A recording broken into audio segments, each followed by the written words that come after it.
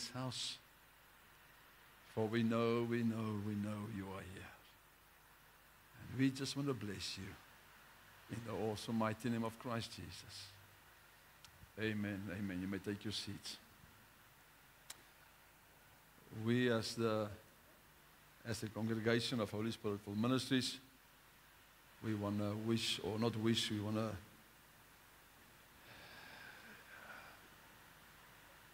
convey our deepest condolences to Oki and his wife, whose mother has passed away last night, yesterday. So, Oki, family and wife, we just want to give our condolences, our deepest condolences to you. And our prayer is that God will really carry you through, touch you, and fill your life with so much that you need in Jesus' name. Amen. It seems to me the Lord is not finished with us with faith yet. Just put it a little softer, please. I'm a little bit loud. I want you to open your word. I don't know why is he on our case with faith. I don't know. He's preparing us for something big. I want you to open your word in the book of Daniel. The book of Daniel, chapter 3. Daniel, chapter 3. And we're going to read as of verse 16. And this is a well-known, very well-known scripture. It is regarding three of my favorite little characters in the Bible. And that is Shadrach, Meshach, and Abednego. You remember those little three pig hairs of mine? Man, these guys, they had faith. Verse 16 says, Shadrach, Meshach, and Abednego answered the king. And this is now after King Nebuchadnezzar said to them, listen, if you're not bowing before my statue, my God, put me softer, please. I'm very loud, very loud. If you are not going to bow before my God, I'm going to throw you in the fire. Now, would you say that is quite a serious threat? It's not a Mickey Mouse threat. And I mean, it is not something that they dreamed about because the fire was on its way there. They are busy stoking the fire. So it's not something that they couldn't see. It is, the fire was a real threat. It was right there before them. So, and he said, where am I? He answered and said to the king of Nebuchadnezzar, he says, we are not, listen to, and this is not arrogance, this is boldness. Listen to what they answered. They said, we are not careful to answer you in this matter. So, what did they say? We don't care what we're going to give you the straight answer, if you like it or not. But this is the answer. Here it comes. He says, if it be so, our God, whom we serve, is able to deliver us from the burning fiery furnace, and he will deliver us out of thine hand, O king. Now listen, this is a little bit past boldness. This is like, we know. We don't, you can waff, waff, waff like a fox terrier here on the side, and you can roar like a lion on this side. We know. It's not a maybe. We know. Now listen, you must put yourself in this picture now. Put yourself in your picture where you are at this stage, the lions and the threats that's threatening you. Get yourself in the picture. And get yourself in line, and you walk up to that lion or that threat, and you look him in the eye and you say, my God can. My God will. Can you do that? Can you walk with boldness and say, I know if my God can do, he can do that. Do you really understand what it means, what you need to know in your spirit? No doubt, no fear, no anxiety, no threat, nothing can stop, because the word of God says, I know my God can. And he went a little bit further. He didn't just say, I know my God can. Listen to what he says. He says, if it be so, our God whom we serve is able. No worry, no hoping, no believing. Remember, this is now past believing. The fire is right there. The threat is in their ears. There's no turnaround. There's no turnaround. He says the fire is there. The threat is there. But he says, these three boys says, even if it's so that you throw us in the fire, doesn't matter. Because we know the God that we serve is able. Now listen to me, you must understand. To be here, it supersedes all the emotions and all the thoughts and all the things that you feel in your brain, your thoughts, your emotions. Man, your blood is pumping in a different direction. Because this is no more a maybe. This is a real threat. This is now reality. Where what do we say? Where the tacky hits the road. There's no more maybes. No. Now we are facing the threat, looking him in the eye, and we have to say, the God that I serve, let me tell you who he is. He is able to deliver me out of your hand. Can you look this morning, can you look that threat in the eye and say, my God is able? And you know what? It's one thing to say, to confess with your mouth that my God is able. But it's another thing to look him in the eye and say, my God is able, and expecting God to appear. Because you see, we've been so conditioned by the church in our brain just to confess a lot of things, but our heart doesn't believe it. The Bible says, God says in the Old Testament, he said to the people, he says, you are confessing me with your mouth, but your heart is far from me. You see, what we confess, there should be an expectation here, knowing God will come through. God will, doesn't matter how dark listen, this is serious stuff. Listen, this is no more, what do we say? What you know, say, we are eating the whole cow, not just the steak. This is now, you have to start swallowing this thing, because this is not the normal churchy stuff. This is now high grade. No, it's not even high grade. It's professor stuff. It's not for grade 1 and grade 2s. Some other people will not. They will choke on it. Because this is a little bit higher than the normal churchy stuff. This is now not going to, believe there is a God. No. Now we need to start knowing that this God is able, and he will, and he can, and expecting what I'm asking to appear. Are you there?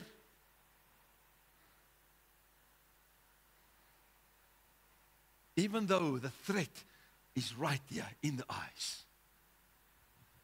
You can't get him, you can't bypass him. And there's no back door that you have. No, there's a threat looking you in the eye. And the only thing, the only way is to get rid of this threat is to go through the threat. You don't have a sister visa and what do you call it, these magic wands? No, there's no magic wand. This is now real faith. Faith where God says, you must know that I can. That means you need to start speaking to the storm and know God will provide.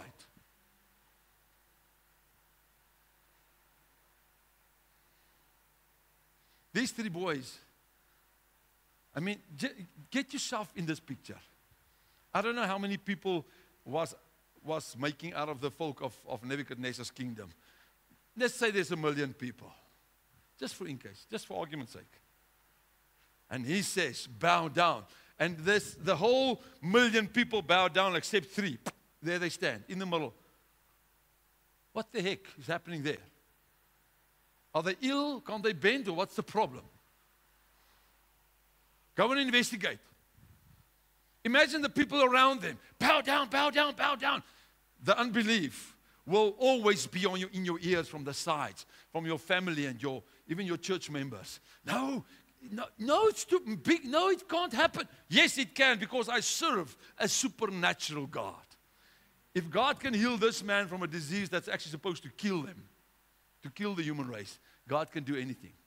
If He can make the sun stand still for a day, my God can do anything. The matter of the case is just, do I know my God is able? And when I confess it, is there an expectation within my heart? It is going to happen. What does expectation do? Let's look in the Bible. I will try to stay away from the modern world. But let's look in the Bible. The Bible says there was a dad. His son left him. And he said, give me my inheritance, I want to go. And then there's a whole thing that played off of how he spent the money, and he ended up in the pig stall. You know what I'm talking about. But expectation was that dad had expectation, because every day he would run out and have a look. Is the son not on his way back? That's expectation. Does he see him? No. Not yet. But every day he runs out to have a look. Let me give you a second one in the Bible. Remember that old crazy man? His name was Elijah. People would have thought he's crazy, really. Because the crazy things that he did is really crazy. He prayed for rain. And he said, if I was the servant, I would have really thought Elijah's lost it. Because he sent him, he says, go and look if you can see the clouds. Now, I don't know how high the mountain was and how long it took him to run up the mountain and down the mountain. Maybe it took him a whole day to get up and down. I don't know how high the thing is. But then Gehazi would run up. Look. Nothing. Come down, report. Nothing. Elijah didn't give up. Because why? There was an expectation, because he knew what he asked is going to happen. There was an next day, go up and check. Seriously? Go up and check. Run up the mountain again. Look, nothing. Come down. Elijah, sorry, nothing. And how many of us would have given up? By the second time, it's not happening. By the second time you run up the mountain, you look, if the miracle, the breakthrough is there, you give up. Third day, Gehazi, go and check. Run up the mountain. He looks. He came down, he said to Elijah, yeah, there in the distance, I can see a cloud as big as a man's hand. Elijah says, go and tell the king it's going to rain. What? That cloud is only this size. Go and tell the king it's going to rain. Why? Why could he have said the words, go and tell the king it's going to rain? Gehazi saw, but he saw a cloud this big. But Elijah didn't see a cloud this big, because he knew what he was praying and asking and trusting and knowing for. What he has spoken is going to happen. Why? Because he serves a God that will answer the prayer of the righteous. Are you and I not serving that same God? Like Shadrach and Meshach and Abednego, the God that I serve, we must just make sure we serve the right God. Because there's a God of the church that's dead. Because that's why he's silent. He doesn't speak and he doesn't answer. And there's no miracles and signs and wonders. Just make sure you know the right God. The one who's alive. The one who's performing miracles. The one who speaks. The one who touches. The one who sets free. Who breaks the chains. Who set Satan is free. Who's breaking the chains of people's lives. Just make sure you know that God. Because when you ask that God, when you proclaim that God's glory, He will appear. And if you expect Him to come, He will. Because I, the Son of God, you, the daughter, the Son of God, are asking Dad, Lord, I want this. Then the Bible says, if you ask and there's no doubt, you will receive. You see, you must just make sure you don't even in the back of your mind that maybe. There's no maybes. In real faith, there is no maybes. It is, I spoke it, and it will be so. Now, there's something else that's going to start getting in play. Is the timing of God. You don't stop having the expectation in your life until you see His hand at work. Don't give up by the 3rd or 4th or 5th time. No, because there's an expectation, my God will do, my God will perform, my God will make a way. There is no such thing, my God cannot. I will not accept it.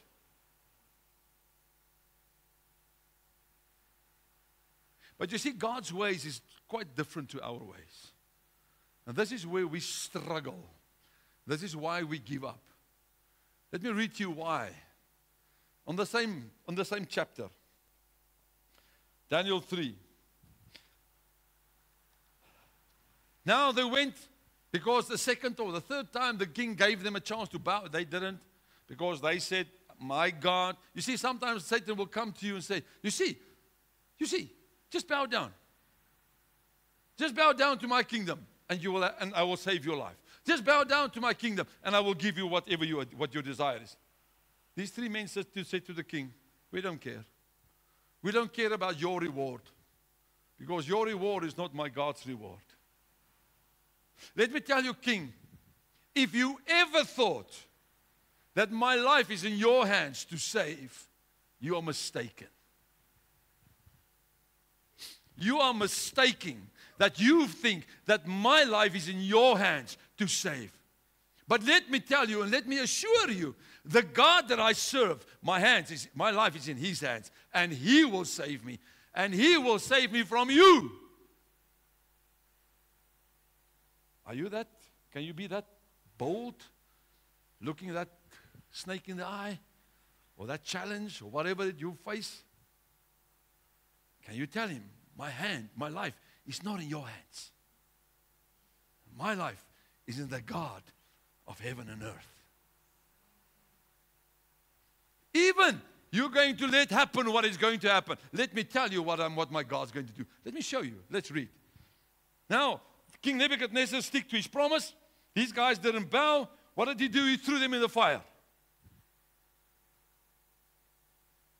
But he treated them like prisoners. He bonded them. He put them in chains. And listen what the Bible says. He says, after they threw them in the fire, listen what he says. He says, Nebuchadnezzar the king was astonished. He rose up in haste and spake and said unto the counselors, didn't we cast 3 men into the fire? He answered and said to thee, 4 men, loose. The bonds fell off. Inside the fire, the bonds fell off. God not just saved their life. God loosened the bondages. And He astonished this king that thought that their lives was in His hand to save. Because their expectation, and I was wondering, sometimes I wonder, because I'm a picture man. I wondered sometimes what did they do on the way onto the fire? Did they praise and worship? Did they dance? Because there was no fear. There was no fear. So if there was no fear, there should have been joy. And I think that million people, what's wrong with these guys? We must send them to Weskoppies. They lost their marbles. The pigs are running in the street. How can you be joyful? You're going to burn now. No, I'm not going to be burned. I'm going to be saved to the glory of God. Inside the fire, God will proclaim His glory in your life. Why? Because your life is in His hand. Your future is in His hand. All you just have to do, you need to start really knowing that the God that you serve is in charge of your life. Not Satan with all his demons and principalities and all the things that's accumulating behind him as is looking like a strong army. He's got nothing, man. Because remember, the God that I serve, King, is able. And He will deliver me from you and the fire. What does He mean? He says, even you plan my destruction, my God will deliver me from you and that destruction. Because that's my God, the one I serve. And you know what, Satan? I'm excited to see what God is about to do. Because you see, the thing that He's going to do in my life, He's never done it before.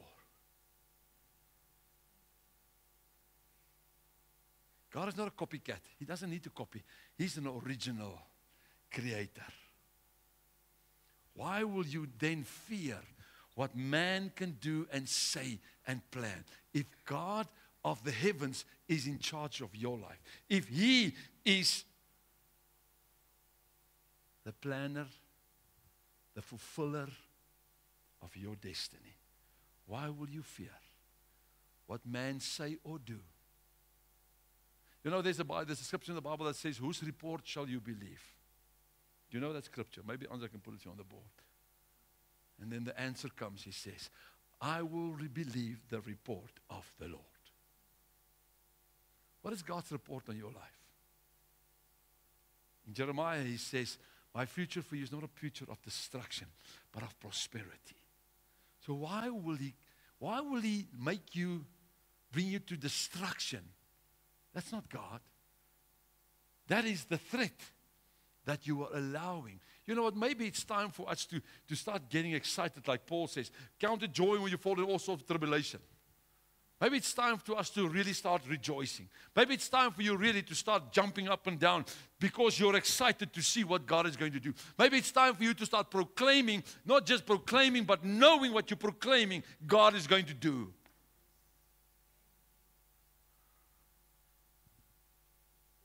I said on Thursday night, if you want God's glory to come down, start worshiping. In your circumstances, start worshiping. Doesn't matter what the circumstances or the symptoms of your situation might look like. I don't care how dark the world might be. I don't care how the thunder might roar. I don't care because my God is still the God of the thunder.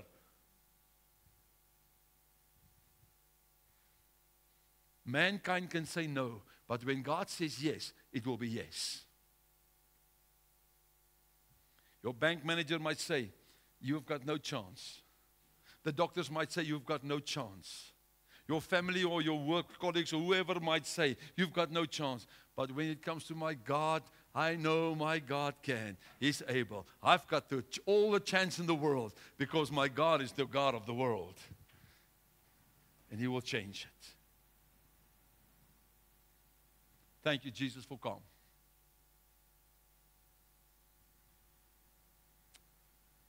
Are you knowing that your God is able? Are you knowing God can?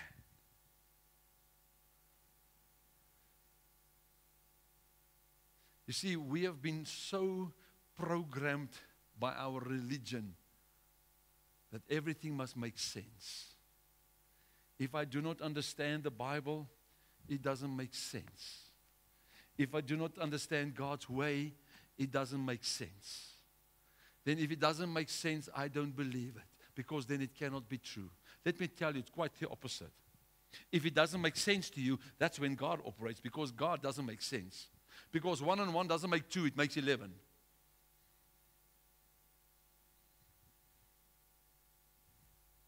Because God is the God of multiplication. If Jesus can feed 5,000 people with 3 fishes and 5 loaves and 3 fishes, amen, come on. God's calculator is working on a different method.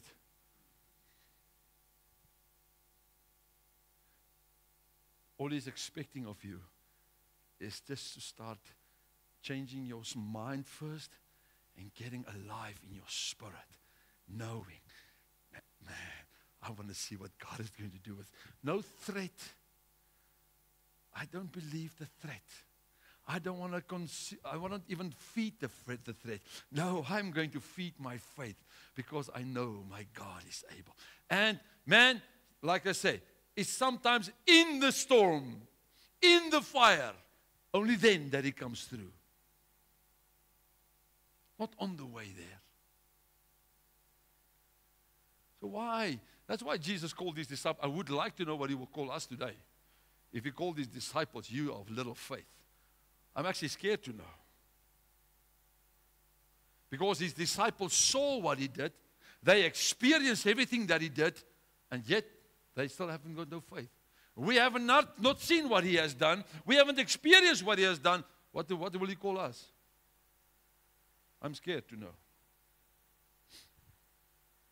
But it's really time for you, the child of God, not the Christians, the child of God, to start putting more than your faith in God, knowing that what I speak, I believe that He can. And expecting what I ask.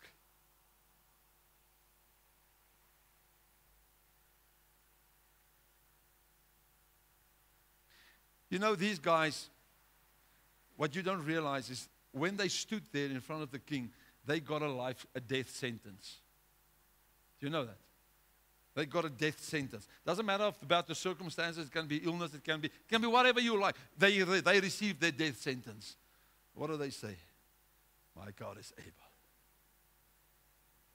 My God is able. You see, we just need to get this peanut up here, twist him, get him in line with God's word. Get your spirit, man. May the word of God this morning stir your spirit to such a degree that you'll jump out of your circumstances. That Satan will lose the grip over your life and over your circumstances just by you knowing God is able, He can, and He wants to. But it matters for what you confess and what you expect. Because if you're going to give your life into the hands of Satan or circumstances or whatever you want to call it, give your life to him, but don't expect then that God will appear. But you need to expect, give your life in the hands of God and say, Lord, even if so, even if I perish, I know my God can. What do you expect to happen when you pray? What do you expect will happen when things are going crazy in your life?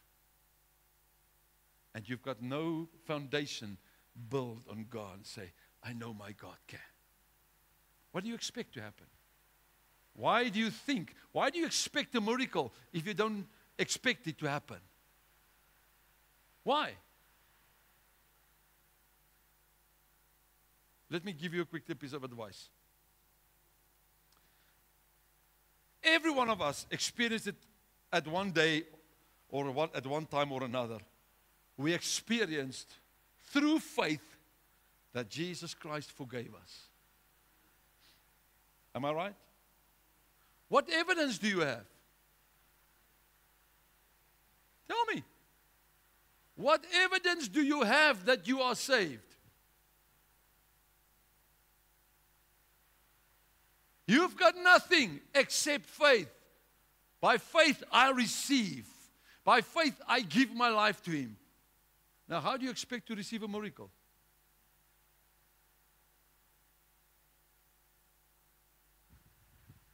Lord Jesus, forgive me.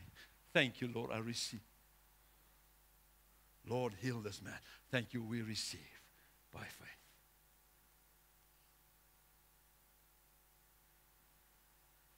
It's by faith, not by chance, not by me having a title. From the Pope right down to the toilet cleaner, there's no title valid in heaven. So whatever you want to call yourself, you can go ahead, do it. It's not that you will have any favoritism by the King of Kings. No, the Bible says He's not an acceptor of man. So you can claim and frame any title you want, put it on your wall as much as you like. It means nothing. but it means something when you have authority in the Spirit. And what does that mean? Meaning, I know what I know, what I know. My God is able.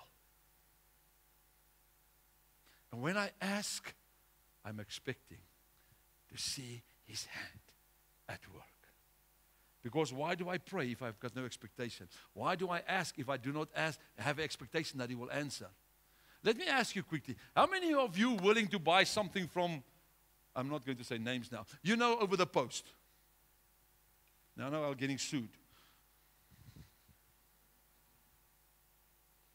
How many of you are willing to order something from those guys and never expect the package to arrive?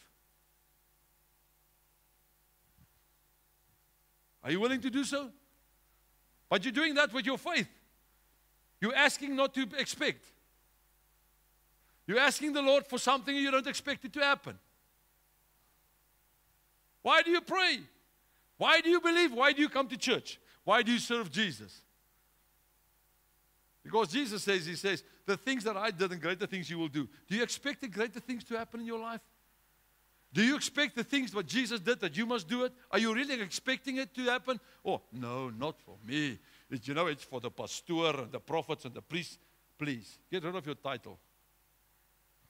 That piece of paper that you got a title from is not worth toilet paper. It's a man-made, man-proclaimed thing. It's not a godly thing. So please take that piece of paper and go make no, I can't tell you to make a soul. But go and use it for toilet paper.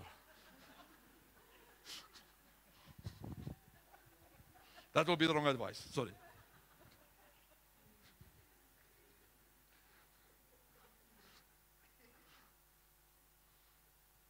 Go and use it to wash your car. Do something with it because it's useless.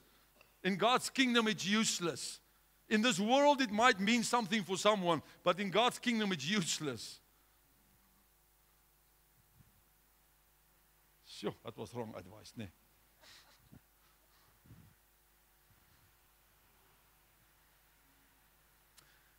The question that the Lord is asking you this morning, what are you expecting when you confess the Word of God? What do you expect to happen? Do you expect something to happen or do you expect nothing? Because me, poor me, shame, poor you. You have been saved by grace.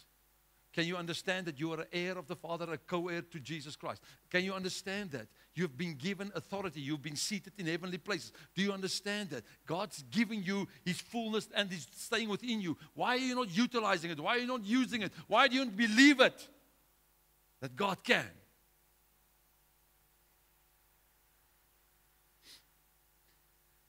We are supposed to be rulers in this world. Let me quickly give you God's idea about this world. God sent His Son for you and me, for Him to restore the relationship between us and man. Are we all in the same picture? Do you know why He restored the relationship? So that we can become kings and priests in this world, to rule in this world. The church is supposed to be ruling the world, but now the world is ruling the church. You and I are supposed to be top above the government. Because we are seated in heavenly places. Because what we prophesy must happen. Because we serve the God that will provide whatever I speak. But we're not there. Why? Because we've been so conditioned in our brain that we are, oh, you're just a little Christian. No, I'm not. You don't understand it. President, king, you don't understand. When we command the spiritual world to move, they move. Never mind you. You're a man. You're a woman. But when we command the spiritual world, they move. That's a little bit higher than your pay grade. President, doctor, it's a little bit higher than your pay grade. You see, when we pray for something that, doctor, that you cannot heal, it's above your pay grade. You don't understand what's happening just now. You know why? Because the King of Glory, the authority that's been given to us, is operating now and is above your brain. You can't understand because it's a supernatural that's just happening. There's no logically or physically or scientific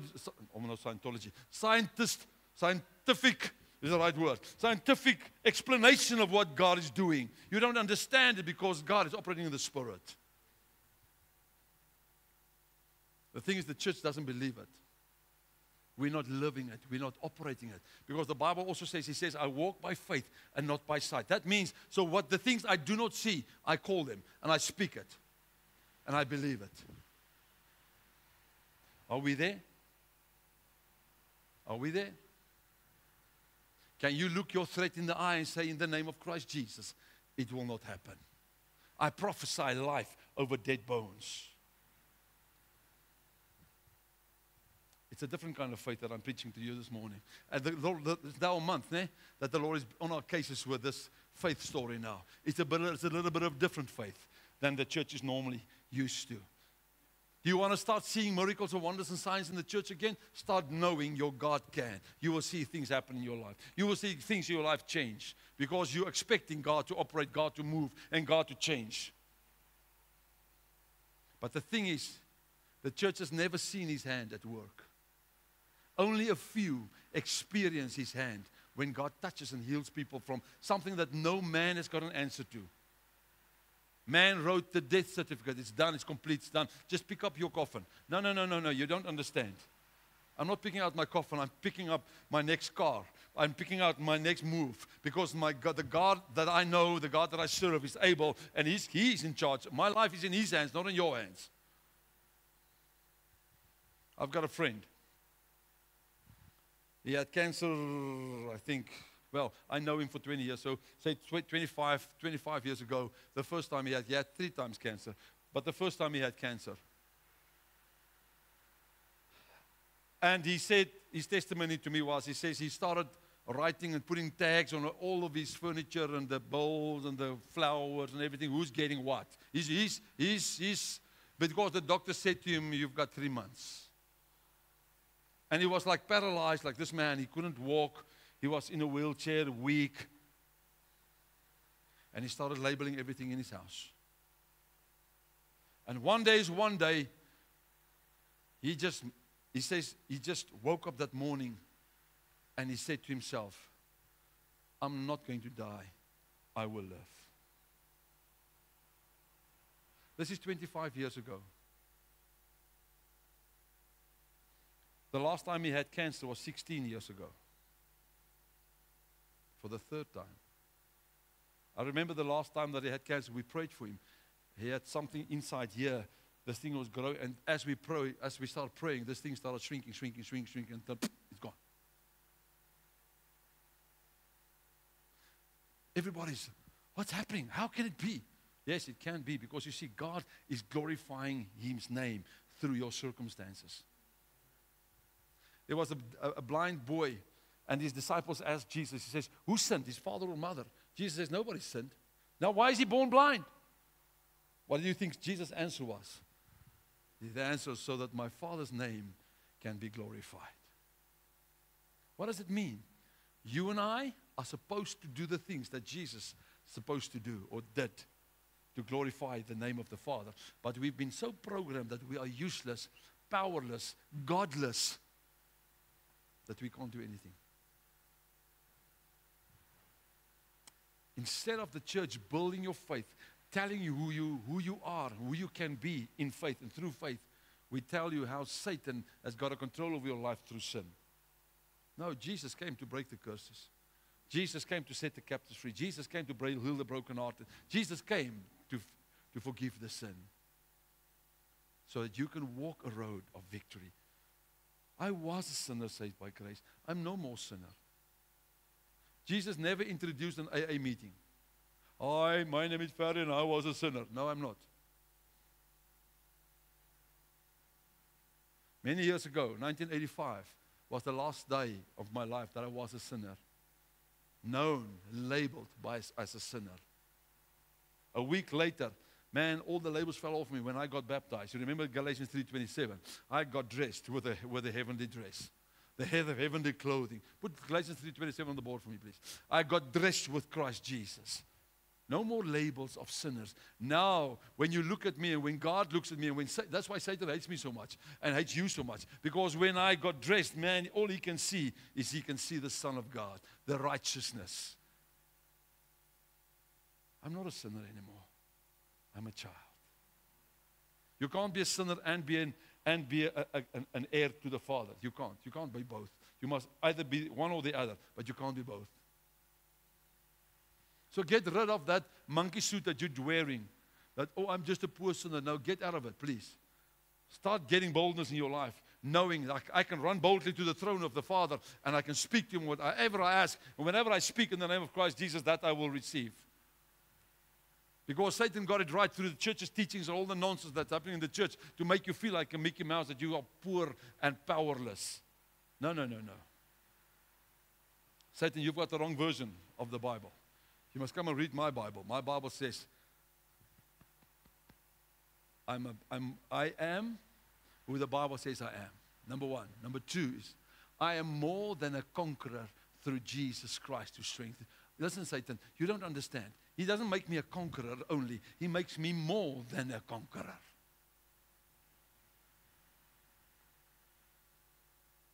Get your attitude in your brain. Get your picture of yourself in this peanut up here. Get it sorted out.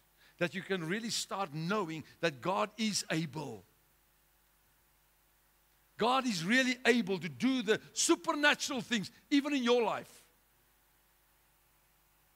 Oh, yeah, but I don't deserve it. Really? Did you deserve His grace? Did you deserve His forgiveness? But yet He gave it to you. And if His grace is a gift, then healing, deliverance, whatever you need is a gift. Because why? Because He loves you. So get out of that motion where Satan got you paralyzed and say, He's not going to do it for you. He's not going to do it for you. Yes, He is. Let me show you.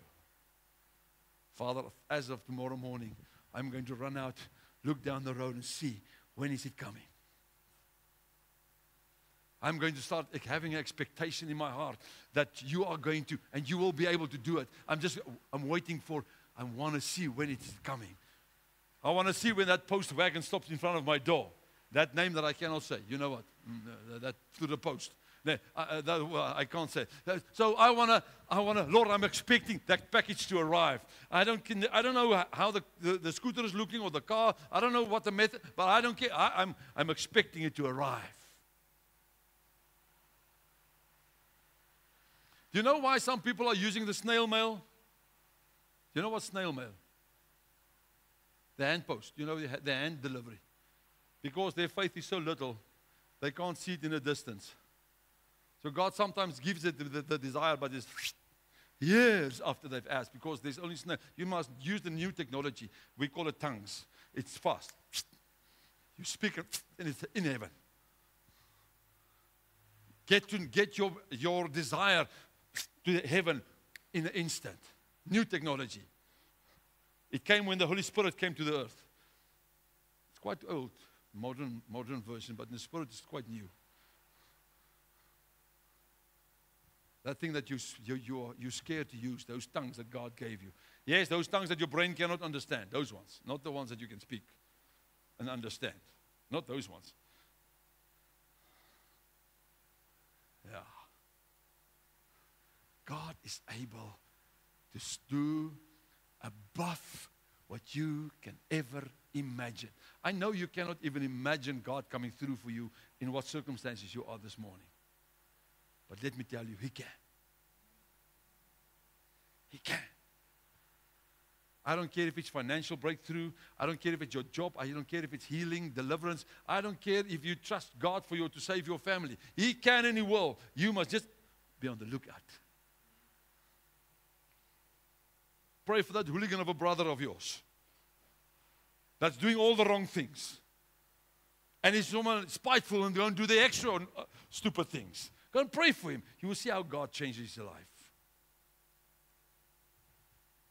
But be on the lookout for the miracle, because it's on its way.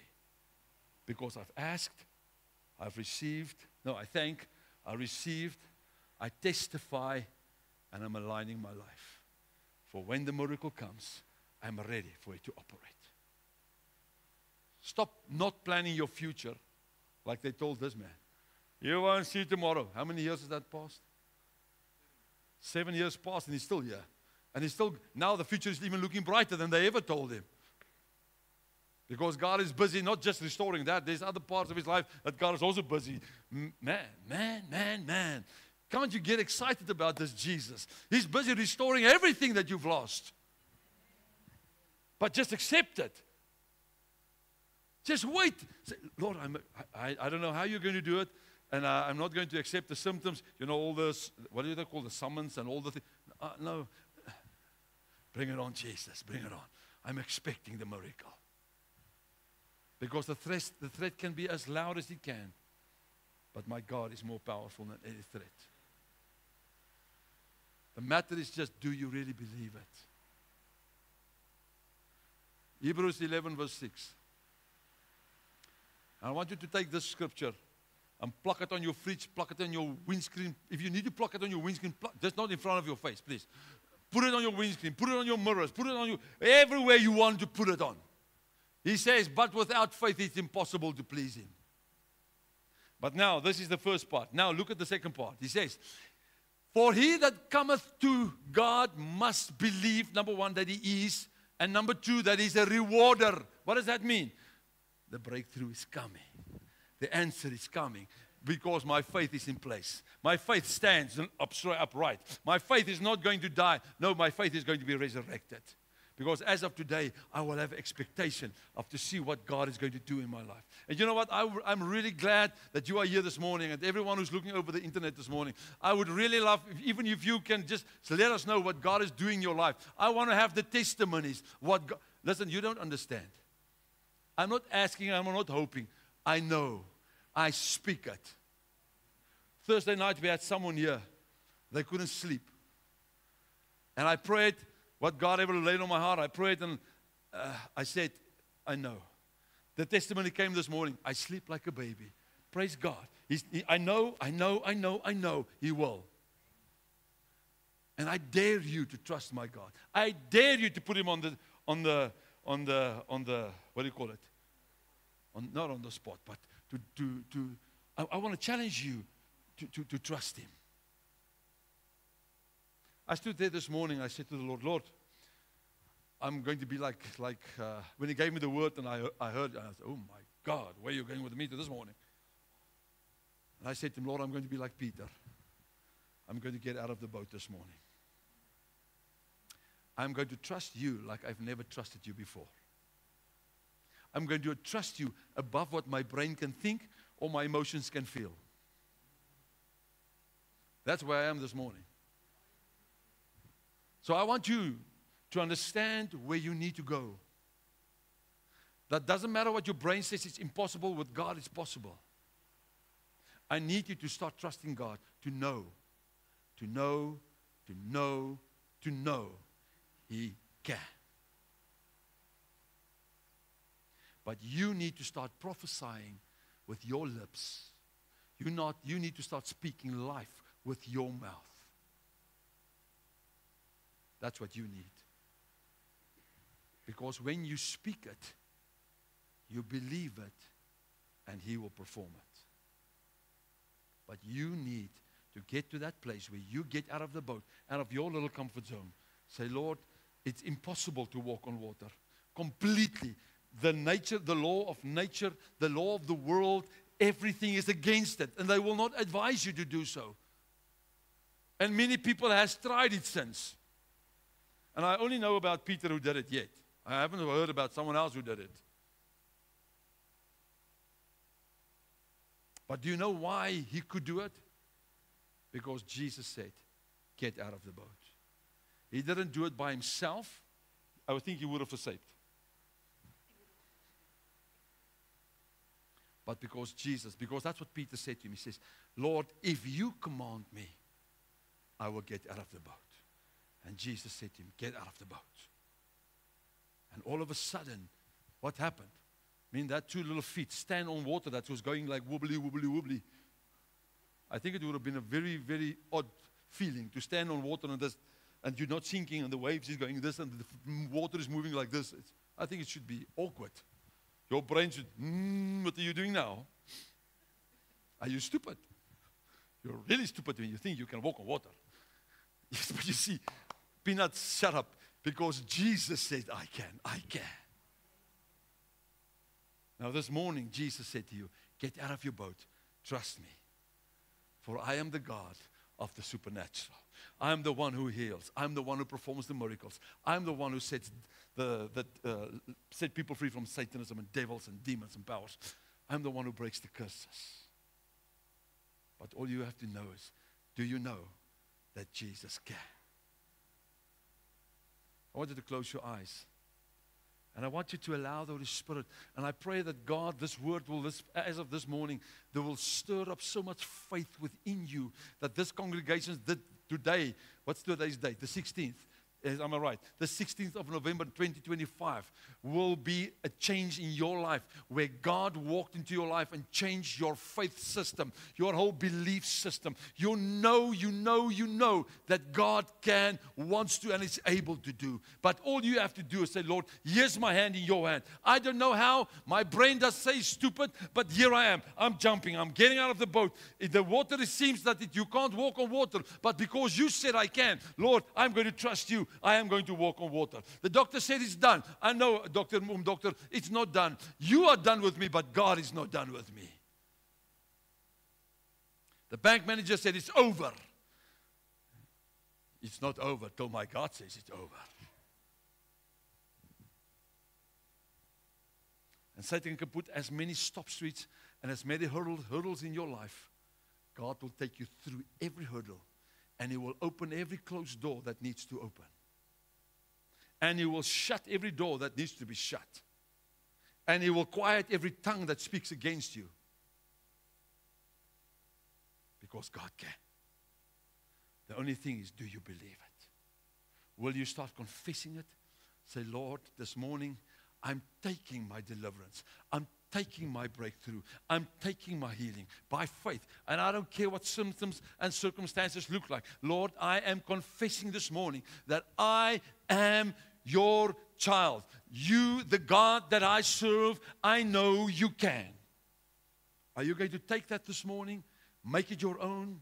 Make it your belief, and know and go and run out to the outside and looking down the street and say, I'm expecting the breakthrough. I'm expecting the deliverance. I'm expecting the healing. I'm expecting God to appear in my circumstances. Although I was bound, I will be loosened. Even in the fiery furnace, He will not leave me, never forsake me. Do you really know it this morning? And do you really trust it?